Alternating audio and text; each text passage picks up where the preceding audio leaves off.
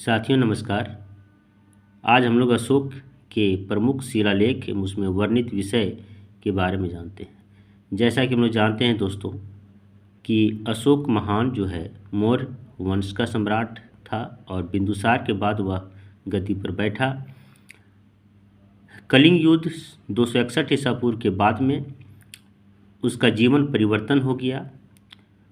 उसका जीवन धार्मिक हो गया, बौद्ध धर्म को अपनाया और उन्होंने अपने जीवन से हिंसा की नीति को त्याग करके धर्म की नीति को अपनाया और उसी के तहत में कुछ बदलाव किए, क्षेत्र में बदलाव किए, कुछ आदेश दिए ताकि हिंसा ना हो, धर्म के अनुसार से उनका राजपाट चल सके, धर्म के अनुसार से उनका राज व्यवस्था चल सके। इसके लिए उन्होंने कुछ आदेश निर्गत किए जो शिलालेखों के माध्यम से लोग जानेंगे।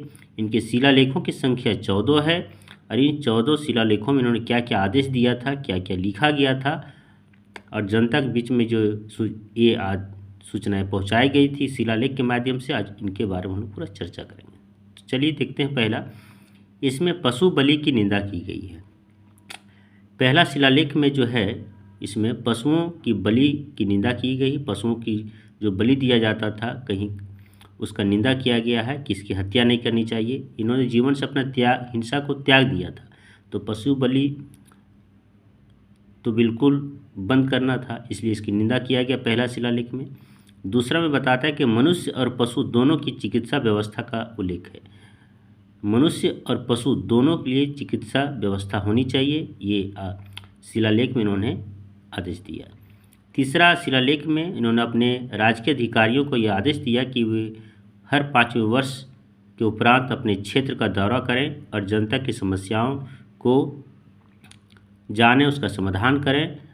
और इस शिलालेख में कुछ धार्मिक नियम का भी उल्लेख किया गया था।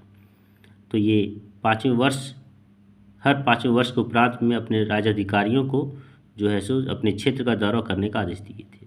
चौथा, इसमें भैरी घोष की जगह धम्म घोष की घोषणा की गई। ये बहुत अच्छा है। भैरी घोष का मतलब होता है युद्ध की नगड़ी को बजाना, मतलब युद्ध की घोषणा करना। अब इन्होंने युद्ध की नीति को त्याग दिया था, हिंसा की नीति को त्याग दिया था और उसके जगह पर धम्म घोष में धर्म के मार्ग को अपनाया, धर्म की नीति को अपनाया, नैतिकता की नीति को अपनाया, अहिंसा की नीति को अपनाया। तो इसका जो है सो उन्होंने वर्णन किया है चौथा शिलालेख में कि भैरी घोष की जगह धम्म घोष की घोषणा की गई है। अर्थात युद्ध की नीति को त्याग दिया और धर्म की नीति को अपनाया। पांचवा, इसमें धर्म महामात्रों की नियुक्ति की जानकारी मिलती है। इसमें धर्म महामात्रों की नियुक्ति की जानकारी मिलती है। उन्होंने धर्म महामात्र का नियुक्ति किया जो क्षेत्र का में भ्रमण करते थे, बौद्ध धर्म का प्रचार करते थे, लोगों को नैतिकता का ज्ञान देते थे, जन कल्याण का ज्ञान देते थे। तो ये धर्म अधिकारी कुछ हुआ करते थे, धार्मिक अधिकारी हुआ करते थे, जिसकी नियुक्ति अशोक ने धर्म प्रचार प्रसार लोगों के कल्याण के लिए किया था।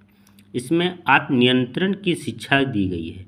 इसमें आत्मनियंत्रण की शिक्षा दी गई है, मतलब आत्मा को कैसे अपने मन को कैसे नियंत्रण किया जाए, हिंसा अनैतिकता से कैसे अपने आप को रोका जाए, इस चीज़ का जो है सो इन्होंने छठा शिलालेख में आत्मनियंत्रण, अपने मन पर, अपने भटकते विचारों पर कैसे नियंत्रण पाया जाए, इसके बारे में वर्णन किया है। चौथा, सातवां और आठवां में क्या है, अशोक की तीर्थ यात्राओं का उल्लेख किया। तीर्थ यात्रा जो अशोक के द्वारा किया जाता था उसका 7वां और 8वां शिलालेख में दिया गया है। 9वां, इसमें सच्ची भेंट तथा सच्चे शिष्टाचार का उल्लेख है। सच्ची भेंट और सच्चे शिष्टाचार का उल्लेख 9वां अभिलेख में है, शिलालेख में है, सॉरी। 10वां शिलालेख में क्या है, इसमें अशोक ने आदेश दिया कि राजा तथा उच्च अधिकारी हमेशा प्रजा के हित में सोचे। 10वां शिलालेख में अशोक ने स्वयं आदेश दिया कि राजा जो हैं तथा उच्च अधिकारी जो हमेशा जनता के हित में सोचे, जनता के कल्याण के बारे में सोचे, जनता की समस्याओं का समाधान के बारे में सोचे, और इन्होंने आदेश दिया था। 11वां शिलालेख में इसमें धर्म की व्याख्या की गई। धर्म मतलब धर्म की व्याख्या की गई है कि लोगों को कैसे जीवन व्यतीत करनी चाहिए, नैतिकता पर जोर दिया गया है या हिंसा पर ध्यान दिया गया है। सच कर्तव्य निष्ठ कर्तव्य पर बात की गई है। तो धर्म का मतलब होता है धर्म के रास्ते पर चलना, नैतिकता के रास्ते पर चलना या हिंसा के रास्ते पर चलना। तो उन्होंने धर्म की व्याख्या इसमें 11वां शिलालेख में किया है।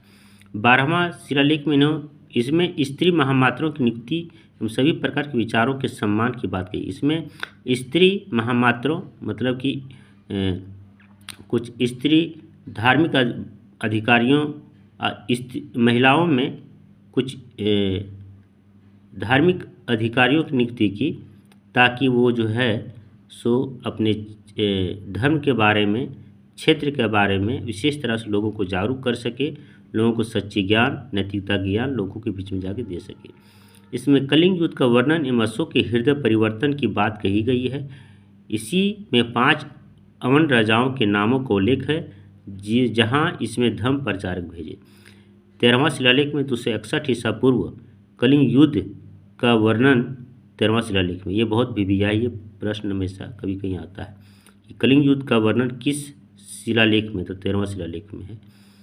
और अशोक ने के हृदय परिवर्तन की बात जो हिंसा की नीति को त्याग दिए थे और अहिंसा की नीति को अपनाया था, नैतिकता की नीति को अपनाया था, धर्म की नीति को अपनाया था, उनका हृदय जो परिवर्तन हो गया था, उससे कलिंग युद्ध के मंजारे को देख करके, स्थिति को देख करके उसका वर्णन 13वां शिलालेख में। इसी में 5 अवन राजाओं के नामों का उल्लेख है जहाँ उसने धर्म प्रचारक भेजे।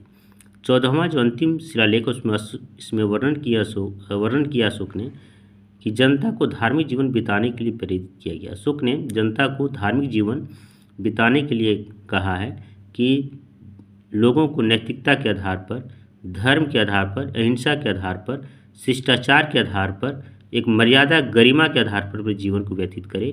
और इसका वर्णन 14वां शिलालेख में अशोक ने किया है। दोस्तों आज यहीं तक, फिर अगले एपिसोड में हम जो है सो अगला अध्याय देखेंगे। धन्यवाद।